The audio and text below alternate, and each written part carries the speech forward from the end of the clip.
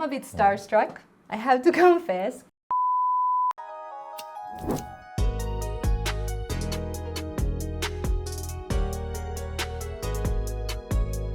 Welcome to this space where we're going to be talking about creative journeys and hopefully inspire your journey. He's a songwriter, a singer. Dylan Wayne, welcome to Shetland. I want to give people a little backstory because I was in a festival once and suddenly I hear this voice and I'm like, what is going on? It was so soulful and it was this guy right here. First of all, have you heard about mate before? I did. You did? How did you? Friends of mine. Okay. Cheers, my friend. Cheers. Okay, let's see. All right, let's go. It's bloody hot. Oh, I should have mentioned that. I'm sorry. That's my bad. First thing I'm always interested in is how were you as a kid? How was little Dylan? Wow. Well, to be honest, my parents found out that I was quite autistic and stuff like that on a very young age, when I was 4 or 5. So I had way too much energy. And so we, it might seem a bit hard to hear, but I had to use a lot of medication to be under control. Okay.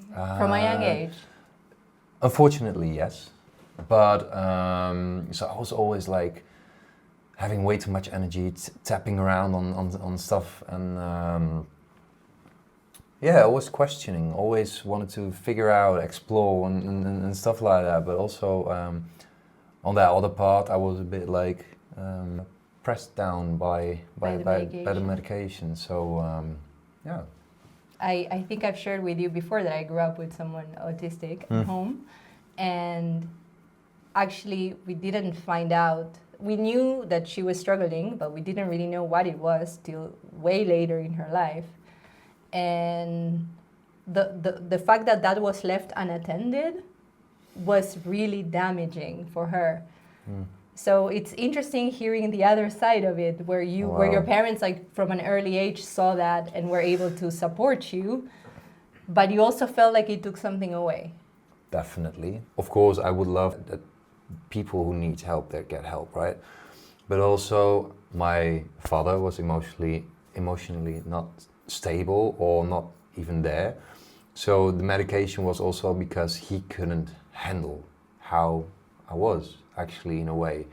I had too much care with that part, I guess, and it's also a bit damaging. So, I mean, it's also true that parents, they sometimes, it's not that they don't care, they don't really know. My sister interpreted this as my parents not caring, but the reality was that they felt like surpassed by this situation, that they had no clue how to, because people just expect to have a kid that works within the boundaries of what they know. Now, if you found yourself in that situation, what do you think you would do different then?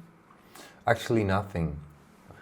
I always was like trying to explain that I was not feeling right, and my feelings got suppressed in a way that shouldn't be like that. I got suppressed while there was no ear that actually listened to me. Listen to each other.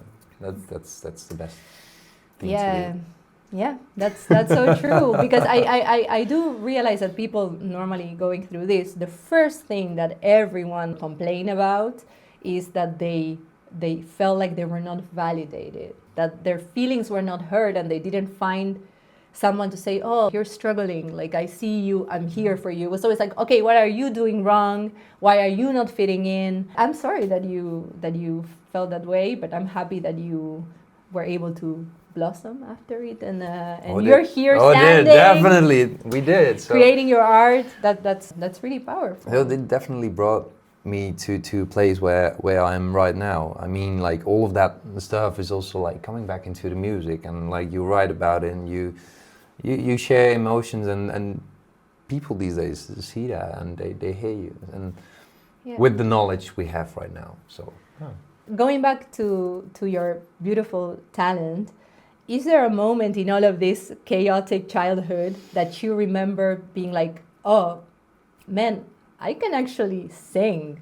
I was in a special school, and it was very funny. We had a lot of different types of lessons, and in a way that was different from the normal school.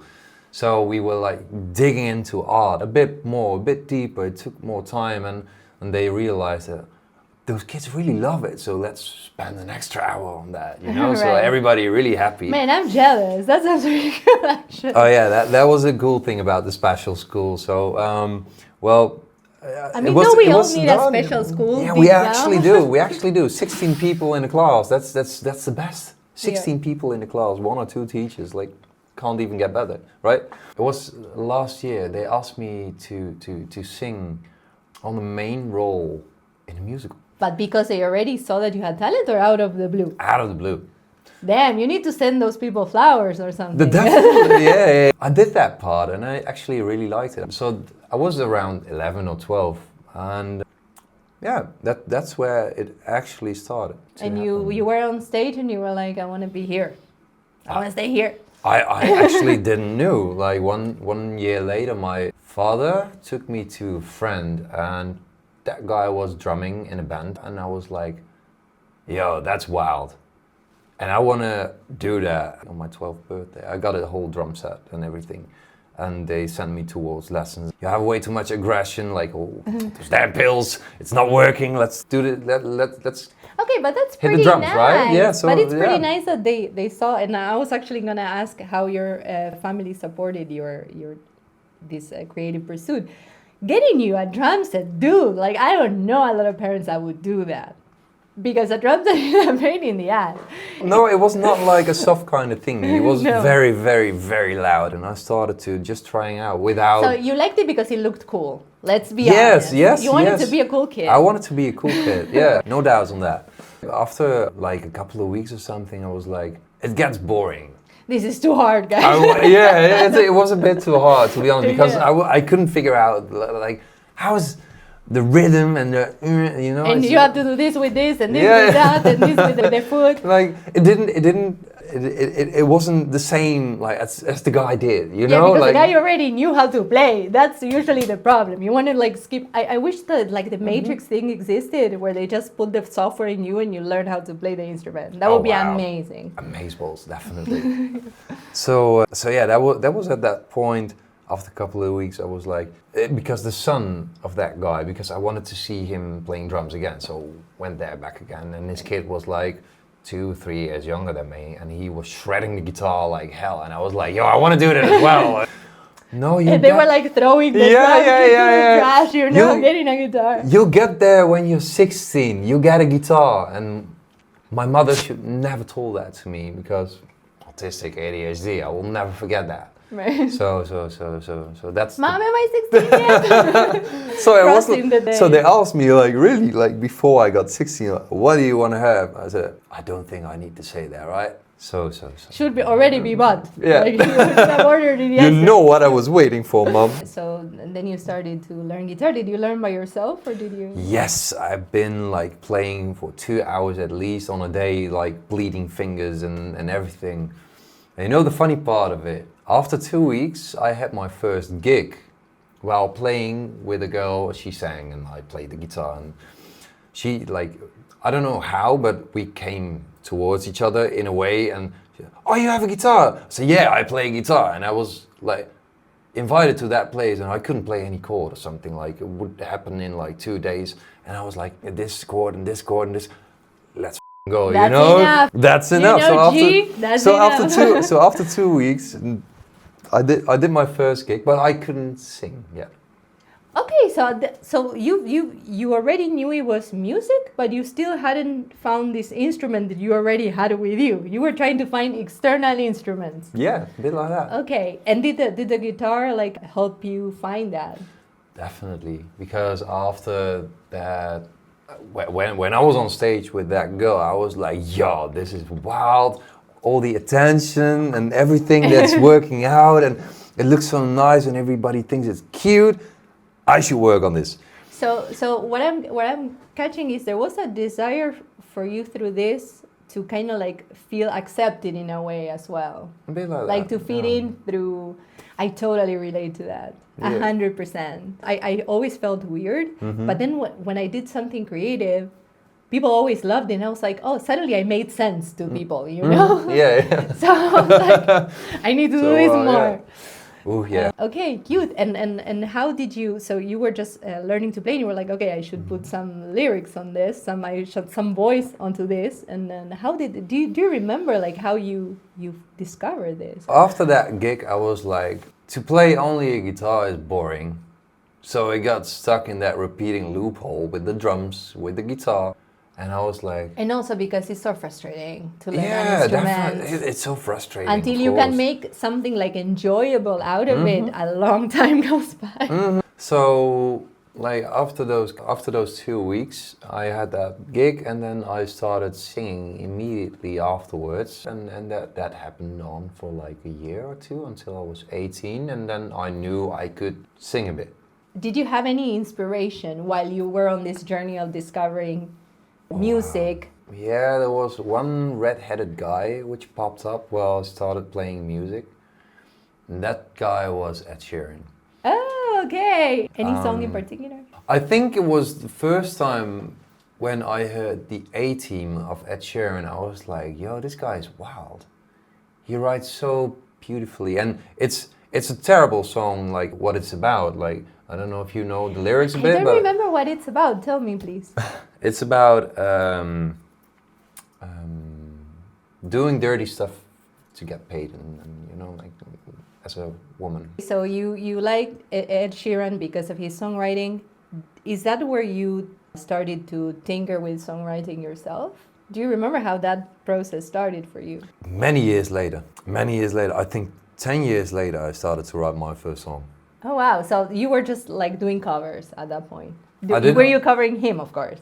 Of course, I was the Dutch Ed Sheeran covering guy. Like, if I would pop up, people would know like one or two, maybe three Ed Sheeran songs will pop up, and they. Oh, okay. But they loved it anyway. So did I. But I didn't wrote myself that much because I didn't knew what to write about. One of the first songs that I started writing was, I met my biological grandfather 5 weeks before he died. I knew I had just had a couple of times, so I went visiting him. And the last day, I arranged like this whole thing that he could go to the place in Rotterdam, the Haven, where he used to work when he was younger. And we went there, and I played the song for him over there, which I wrote. It was about a bit like, if we just had a little more time, I would stay up with you all night. I would swallow my pride. If we just have a little more time, and something like, I hope that you would be by my side, something like that. The real. Okay, so sweet. You were inspired by this significant event in your life of reconnected with your roots. So it was very intentional. You were like, oh, I know how to do this. I would like to gift him this, and that's how the first time. Yeah. And how was that? Do you remember that first experience? Did it flow naturally? Did it feel forced writing that song? It felt genuine. Okay, Yeah. that's nice because I feel like for me many times when I'm writing a song, if there's a moment in which I feel like I'm speaking from the bottom of my heart and then I know it's good, but there's times where I feel like I'm trying to write a song. The moment I'm trying to write a song, it's shit, basically. You know, you didn't have an awkward phase where you were trying to write songs and you were just like putting words together that sounded pretty. Sometimes you struggle and you have those moments, definitely, yeah. But so far, my songs were simple, and the message came along, and that was the most important thing so far in the first place. So yeah. Did you, at any point in your life, did you ever steer away from this passion, or felt, or doubted it, or doubted yourself, and be like, hey, you know, maybe this is not for me, or not what I should be doing? Wow, good question. Yes, I had that many times. Many times, because, not even because of me, but because of situations where I was in, and I was not having it.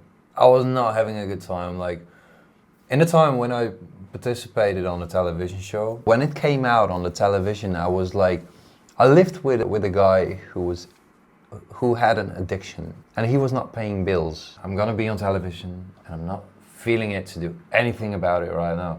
And I was really very insecure because I couldn't have grip on the situation back then. Do you feel like in the moments where you are struggling, do you feel more creative and more prone to writing, or the opposite?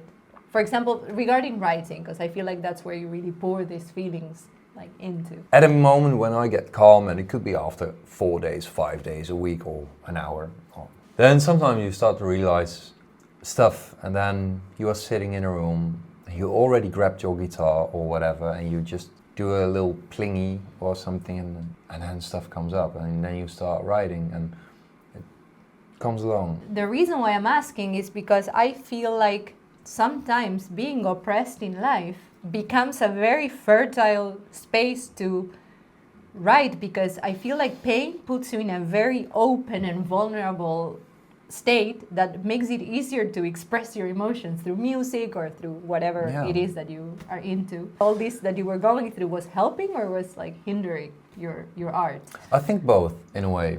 It's at a specific moment. Sometimes you are like, it just comes along, and sometimes something needs to happen before getting a song. Or life to slap you in the face. Yeah, you know, so you have to go through something to write about it.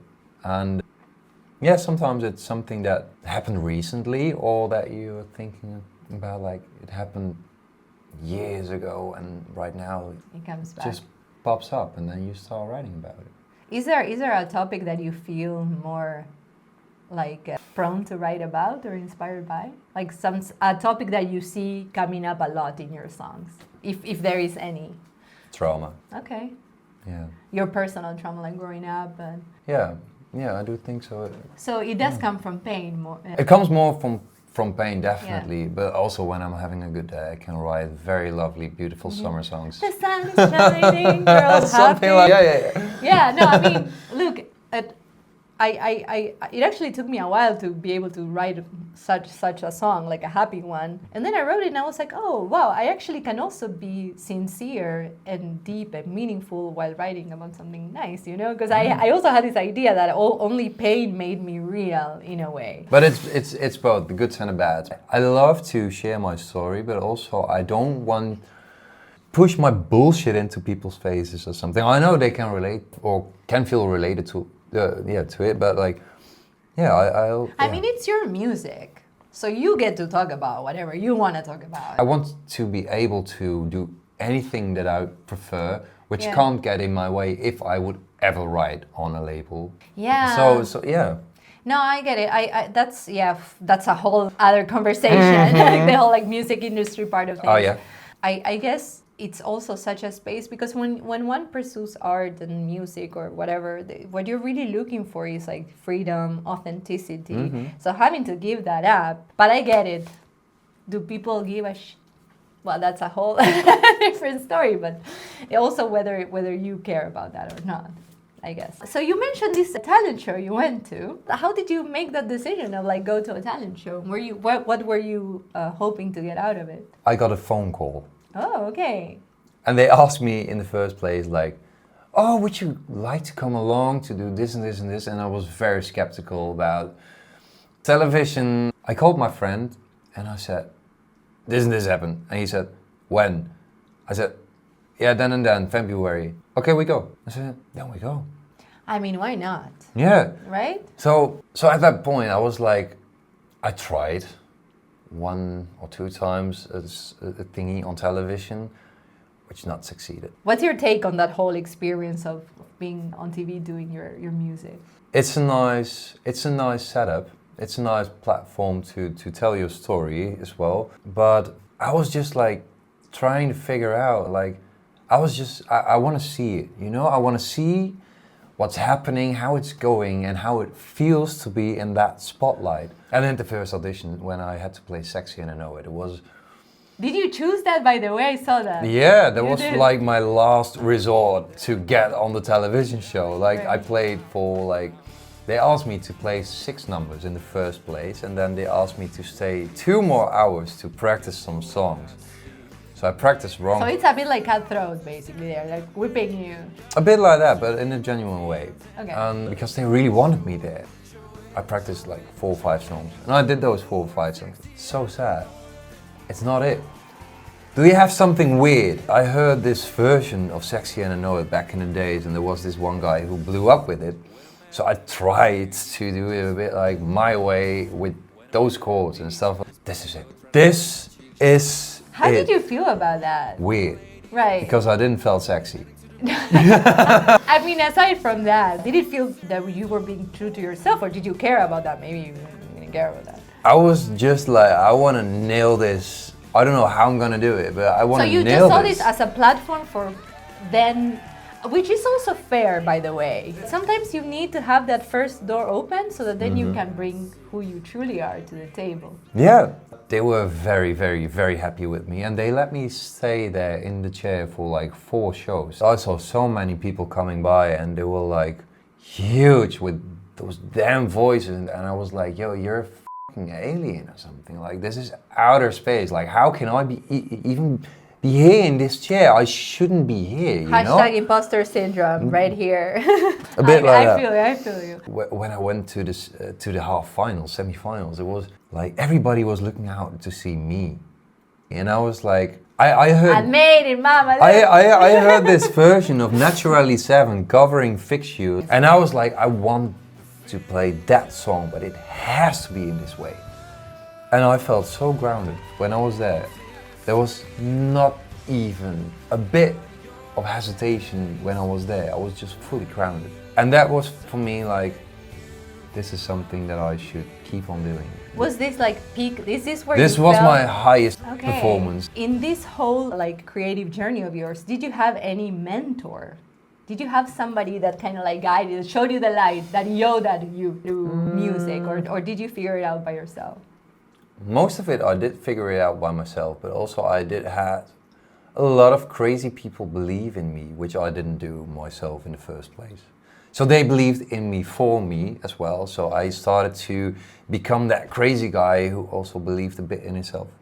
Was there a moment in which you felt like you found your artistic voice? I think it happened with the EP I wrote recently, and it has to come out still, so I think it's Does it have a name? Can we share the name? Untold Stories Part 1. Okay. I was really frustrated in the first place by the fact that my songs were simple. So what I was thinking, I was like, I listened to many artists, but one specifically I was a bit some sort of jealous of, in a healthy way. Someone that we might know, or? No, I can't. Yeah. So this guy, I was not like, a bit. I was a bit jealous because the way he wrote songs, I felt like I can't get to the part where I could be fully me. I want to write a bit songs that looks like that, but it's completely like not that, but me. Right. But like Yeah, the so way, you- the way, the honesty. Yeah, the honesty. You know, you everything you do in life, you see people and you like what people do, and you just pick pieces Yeah, of things that them you and you admire. create your own identity. And how did you finally get to that place where you were able to bring this honesty? How did you find that space where you could achieve this? So yeah, over the last many years, way too much stuff had happened, but like last year was a point of return that I got cut loose of most of the messed up things in life. I was exhausted, but still had to do work and everything. At one point, you grab your guitar and you feel something in a different way, and then you start writing, and then it just came because of all the years of practice I had before that. And So it also, made I guess sense. the tiring It made is like you surrender. Yeah, you know, yeah. you're like, I have nothing else to. Yeah, I have no more layers to shed. Let's break it down until the last bone is shattered or something, and then see whatever's comes out of it. And that's what happened so far, and I'm so proud of it. I never, to be honest, imagined that I could be able to write songs like this. Are you a spiritual person? I am. You are. Yes. I was always interested in it, but I was also like, I don't know how I can place it, but we'll see whatever comes out of it. And yeah, I do hold on to that. I got a bit distracted because as I asked you about the spirituality, the door opened. I felt it. Jesus. Like, Did you ever feel like a spiritual experience making music? so far, I didn't actually. Okay. Yeah, I mean, it's very personal. I would definitely love to do that. I would love throat singing. Actually, I love that. Well, that? you just need to be alone in a room and just Oh yeah. You know, I grew up Catholic, and then I was very cynical and hating religion. When I started making music, I felt like, oh shit, I am spiritual. I'm just not spiritual in the way I was taught that I was supposed to be. That's why I'm always curious if it's something that other people share in that sense. When I hear you sing, which as I said is so soulful and it feels like it comes from like deep within, is this something that happens naturally for you, like, or do you need to go to a certain place to sing like that? For some songs, definitely I need to go to a certain place, yeah. One of the most simple songs that I wrote is Lose My Mind. But it's so meaningful, like every time I have to play it for people because it's their favorite song of mine so far. Hopefully it will change as well. Why? No, it's hurtful. The song, why I wrote the song and how it came out and everything. I really feel the pain. Every single time I have to reopen the wound and I can't stitch it. There's no way to stitch it because it will pop up again. It comes up with a lot of tears and the whole story comes out again. And it's lovely. Also because this who it's about, he pushed me to where I am right now today, and that's also the reason why it hurts so much, because he's not alone anymore. Do you want to share a bit of the backstory with people? I know it, but so that people have a bit of context if you feel comfortable talking about it. I had a colleague, he turned out to be my best friend later on, and he was like also one of those crazy people who believed in me when I didn't saw that. But most importantly, he was sitting next to me while I wrote Lose My Mind, and he brought me some ideas on the song, like, oh, you have to bring this chick on, she has to be on this one. Of course I did, but I didn't know 6 months later I would have to say goodbye towards him. Yeah. And yeah, that's something that still hurts. That's a beautiful thing about songs. It really brings you back to that moment, like music in general. But, definitely. But sometimes it's nice to revisit those pains because they also remind you of how much you loved. Out of all the moments in the creative process, do you have a favorite moment? Layering my own vocals. So the recording studio. Yeah, definitely. Oh, okay. Recording studio, because that's where everything will be torn apart and strip everything down. You never know how it's gonna turn out. That's where the magic happens. It is definitely where the magic happens. If you are onto that and you feel it, it's indescribable what comes out of it, like for yourself to accomplish something so beautiful. Yeah, so definitely recording part. And I also think that like the first time playing the song, to see an impact of what the reactions are of people, and yeah. Playing the record or playing it? After you record it, playing it for the first time. Okay. Yeah. Like the finished thing.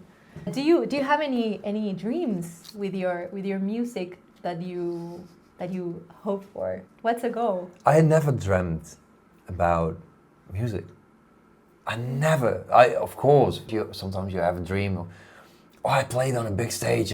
I never had a dream while working on music. That's the most insane thing. So it's like you just do it because you like doing it and you don't hope for anything. Yes. That like the music is the dream.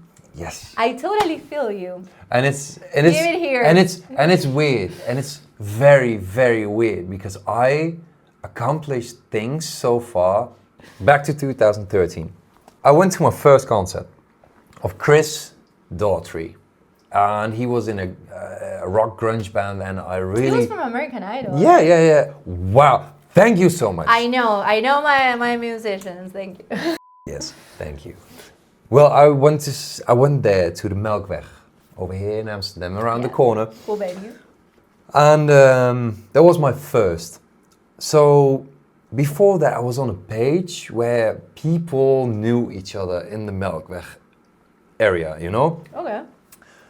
And it got very weird because there was this one guy, some Ray, I don't know. The guy was called Ray.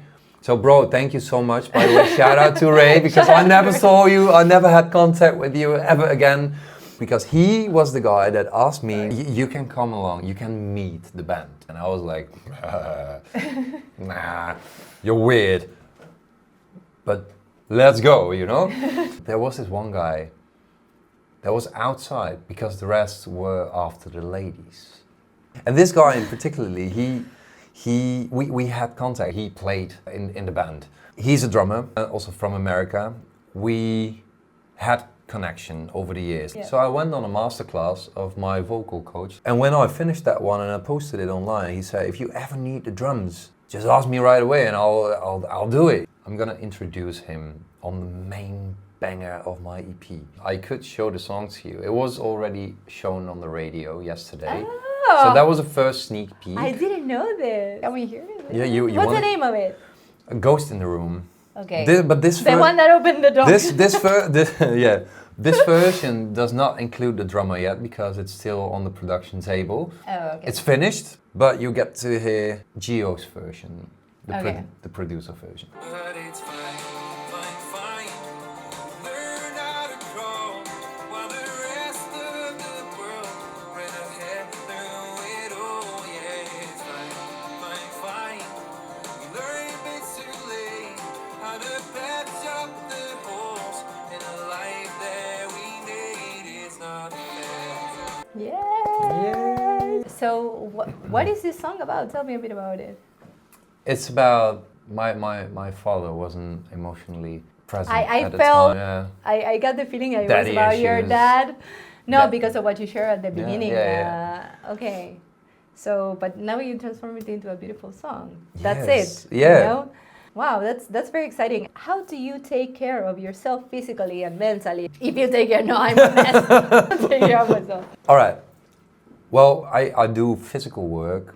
I work in a factory where we make stones and stuff. I do work out, most likely at home, or go for a run, skates, something like that. I cook fresh food. Sometimes I eat a bit unhealthy. Yes, so what? We all do. I try to find a balance in it. And how about your mental health? I do write a lot of songs and I do go to therapy. That's good therapy, do, that's true. So do your homework, guys. Yes. Can you give advice to people that are either thinking of pursuing music or any artistic field? What would you tell them? Most likely the thing that I would like to say is just don't give a damn about what other people think that you're gonna do. Just Preach. yeah, I agree. just like that. Just do whatever you like to do because it's very important also for your own journey. If you don't do the shit that you like, you might miss out on such a lovely piece of yourself. You can be afraid. Everything I did so far, I never knew where it would go to, and I did everything like shitting my pants. Multiple colors. Yeah. But just do it. Just do it. I love that. Yeah. Okay, so as a little closing segment, I have this card deck and it has like random questions, and I love closing with a totally random question that has nothing to do with anything that we talked about. Let's see what comes up. What flaws that you see in others do you judge especially harshly, and why do you think it is? Being self-centered. Okay. Why do you think this is something that particularly bothers you? Have you thought about it, or Because they're not open to listen. too stuck in their ways? Yeah, and I really hate that. I really hate that. Yeah, I agree. One last thing, I have a small gift for you. No way. It's not Yes. even Christmas. It has a Christmas wrapping paper because Santa Claus. that's all I could find. So yeah, at one point I'm gonna have to change this when people are gonna start to know what it is. But since I'm not there yet, you're gonna get it. So I hope you like it. And if it's not your thing, please pass it on to somebody that you think will benefit from it. I didn't have a gift in a long time. Okay, I'm happy to fix that. I am looking for a year already to read a book. It's Gonna the be art, the yeah, first book that I'm gonna read. it's the artist's way. So it is a book to read, but it's more of a practical book. I really like giving this to people to all my friends that do something artistic, because I did this book and it helped me a lot. This is so sweet. I really like this present. Yay! Yeah, thank you so much. Thank you so much. Thank you so much for being here. Like, I have to say, it's been a great honor getting to know you. And I'm looking forward to your EP. Oh, yeah. We already had a little sneak peek. So do you want to like end this gifting us a little song? Yeah, of course.